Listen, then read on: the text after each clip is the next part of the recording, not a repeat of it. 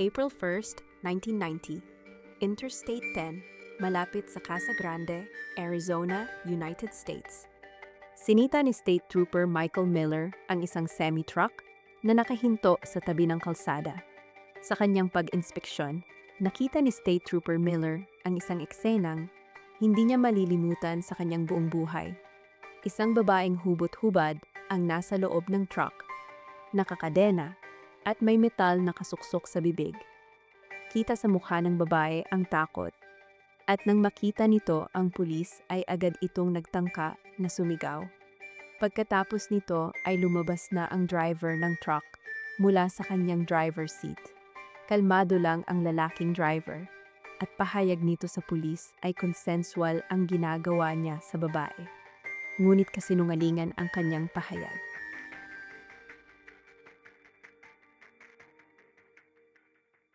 Sa oras na yun lamang natapos ang brutal na killing spree ni Robert Ben Rhodes, ang tinaguriang The Truck Stop Killer. Sa loob ng mahigit isang dekada, binaybay ni Rhodes ang mahahabang highway ng Amerika. Naghahanap ng kawawang hitchhikers at sex workers na kanyang mauuto na sumakay sa kanyang truck, kung saan doon ay hinahalay niya ang mga biktima. Dagdag pa ang torture at sa bandang huli ay ang pagkitil sa buhay ng mga biktima. Hindi lang siya basta-basta na hayop. Isa siyang tunay na sadista. Nakatakas siya sa kanyang krimen sa napakahabang panahon, hanggang sa hinatid na siya mismo ng tadhana sa batas. Ipinanganak si Robert Ben Rhodes noong November 1945 sa Council Bluffs, Iowa, United States. Hindi madali ang naging buhay ni Rhodes. Lumaki siya sa madalas na pangangalaga ng kanyang ina, sapagkat ang kanyang ama ay isang sundalo para sa United States Army at madalas itong madestino sa abroad. Kadalasan ay sa West Germany. Sa tuwing nasa kanilang tahanan naman, ang kanyang ama ay puro pang aabuso ang natatanggap ni Rhodes dito. Mas lalo pang tumindi ang trauma ni Rhodes sa kanyang ama noong siya ay 16 years old. Inaresto ang ama ni Rhodes sa kasong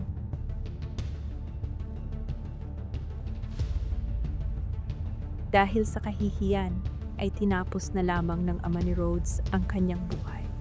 Nalubos namang nakaapekto sa pag-iisip ni Rhodes. Noong una ay maayos pa ang pag-iisip ng batang si Rhodes. Aktibo siya sa eskwela noong high school at pansamantalang nagtrabaho bilang isang bumbero. Ngunit dahil nga sa nangyari sa kanyang ama, ay biglang nagbago ang lahat. Matapos makagraduate sa high school, ay sumabak si Rhodes sa United States Marine Corps. Ngunit nakatanggap ito ng dishonorable discharge dahil sa kanyang partisipasyon sa isang pagnanakaw. Matapos masipa sa Marines, ay nag-enroll naman ito sa college. Ngunit di nagtagal, ay nag-drop out din.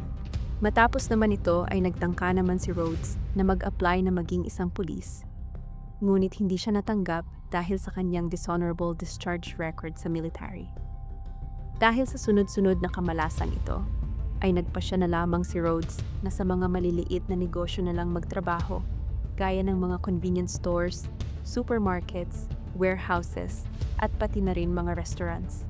Nagkaroon din ng asawa si Rhodes, 2 asawa noong panahon na iyon. Sa una ay nagkaroon siya ng isang anak. Naging matamlay ang buhay ni Rhodes ng mahabang panahon. Pakiramdam niya ay nakakulong lang siya sa paulit-ulit na takbo ng buhay. Apply dito, apply doon. Pag-aasawa dito, pag-aasawa doon. Ngunit noong sumapit ang late 1970s, natagpuan ni Rhodes ang trabahong babago sa kanyang buhay.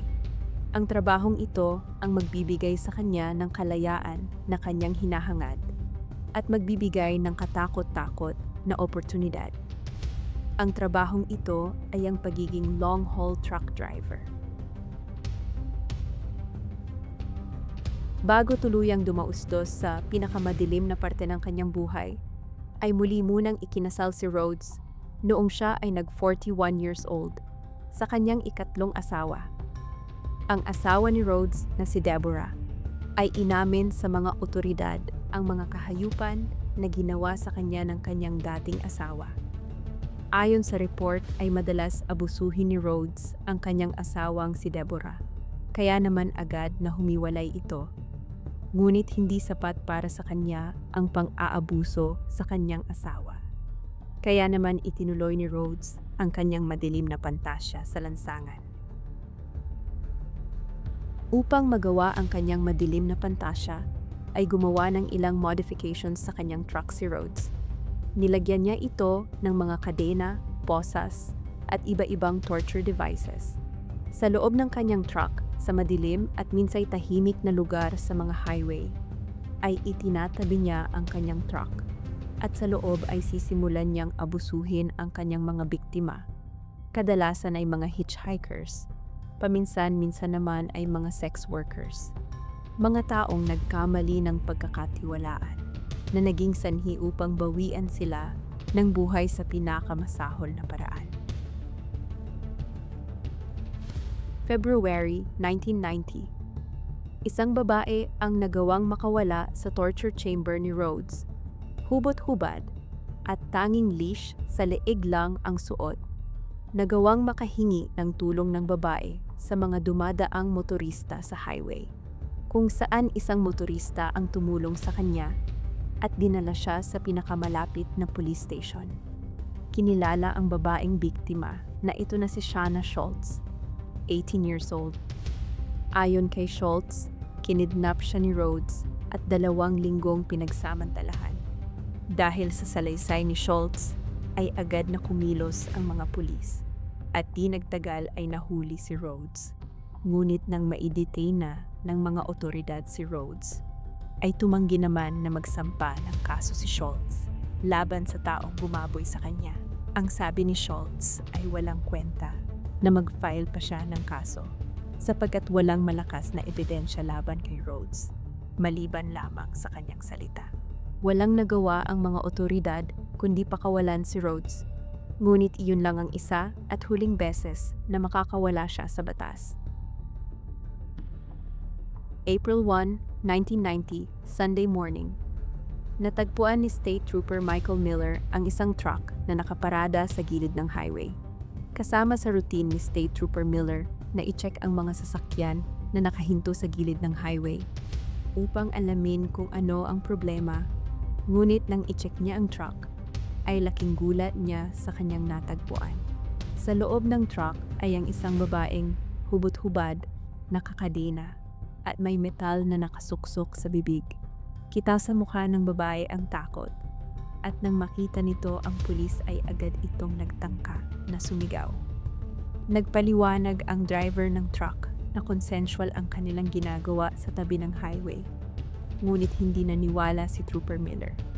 At agad na inaresto ang driver ng truck na kinilalang si Robert Ben Rhodes. Matapos ang pagkaaresto ay agad na inimbestigahan ng mga pulis ang truck at mabilis na isinunod ang kanyang tirahan sa Houston, Texas. Ang mga nakita nila ay lubos na nakakakilabot. Picture ng mga batang babae, hubot-hubad, bugbog sarado at mga nakakadena, ilang mga posas at body restraints, at ilang mga trophy collections ng kanyang mga biktima. Ang isa sa mga babae sa picture ay kinilalang si Regina Walters, 14 years old, mula sa Texas. Ayon sa report ay tumakas sa kanilang tahanan si Regina Walters kasama ang kanyang boyfriend, 18 years old na si Ricky Jones. Napag-alaman na nag-hitchhike ang dalawa, ngunit minalas sila ng mapasakay sa truck ni Rhodes. Sa confession ni Rhodes sa mga otoridad, inamin niyang pinatay niya agad si Ricky Jones sa pamamagitan ng pagbaril sa ulo nito at itinapo ng bangkay sa Harleton, Texas. Habang si Regina Walters naman ay ilang beses na ginahasa ni Rhodes. Dagdag dito ay pinutol din ni Rhodes ang buhok ni Walters upang gawing trophy. Pagkatapos ay puwersahang pinagsuot ng black dress at heels. Pagkatapos ay pinikturan habang tinotorture. Matapos iyon ay pinaslang na ni Rhodes ang kawawang 14 years old by strangulation. Matapos ang confession ni Rhodes tungkol sa pagpaslang kay Walters, ay natagpuan na ang bangkay ng 2 biktima. Una ay si Ricky Jones. natagpuan ang bangkay malapit sa Harleton, Texas. Habang ang bangkay naman ni Regina Walters ay natagpuan sa isang barn sa Greenville, Illinois. Hubot-hubad ang bangkay at inaagnas na ng natagpuan. 2 taon matapos maaresto ng mga otoridad si Rhodes, ay pinatawan na ito ng life imprisonment without the possibility of parole dahil sa walang awang pagpaslang kay Regina Walters at Ricky Jones. Ngunit hindi pa dito nagtatapos ang lahat. May 2003, muling binuksan ng mga otoridad ang cold case ng bagong kasal na sina Douglas Ciskovsky at Patricia Walsh na bigla ang naglaho noong year 1990. Natagpuan ang picture ni Patricia Walsh sa bahay ni Rhodes noong maaresto ito, ngunit kulang ang mga ebidensya para maikabit kay Rhodes ang kaso. Ngunit dahil sa modernong ebolusyon ng teknolohiya, ay mas napabuti na ang pagsuri sa ballistic and DNA evidence na natagpuan sa duguang towel sa truck ni Rhodes, kung saan naikabit nila ang mga ebidensya sa mag-asawang sina Douglas Ciskovsky at Patricia Walsh. Year 2012 na nang mag-plead ng guilty sa pagpatay kina Douglas Ciskovsky at Patricia Walsh si Rhodes, na inamin din kung ano ang eksaktong nangyari. Ayon kay Rhodes ay binaril niya sa ulo si Ciskovsky, pagkatapos ay agad na idinispatcha ang bangkay, habang si Walsh naman ay ikinulong muna nito sa kanyang truck sa loob ng 1 linggo, kung saan paulit-ulit itong ginahasa at tinorture bago tuluyang pinaslang.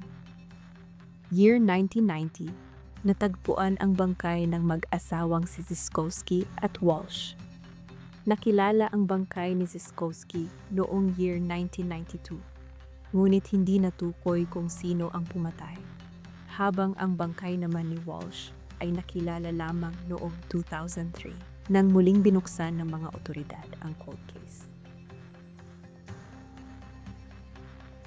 Sa huli, 4 na biktima ang kinilalang napaslang ni Rhodes, sina Patricia Walsh, Douglas Ciskovsky, Regina Walters, at Ricky Jones.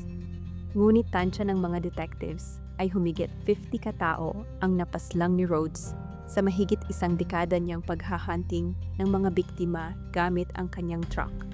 Hanggang ngayon ay nakakulong pa din si Rhodes, pinagbabayaran ang kanyang patong-patong na mga kasalanan. At salamat sa isang patrol routine ng isang state trooper, natapos ang paghahari sa highway ni Robert Ben Rhodes, ang tinaguriang The Truck Stop Killer.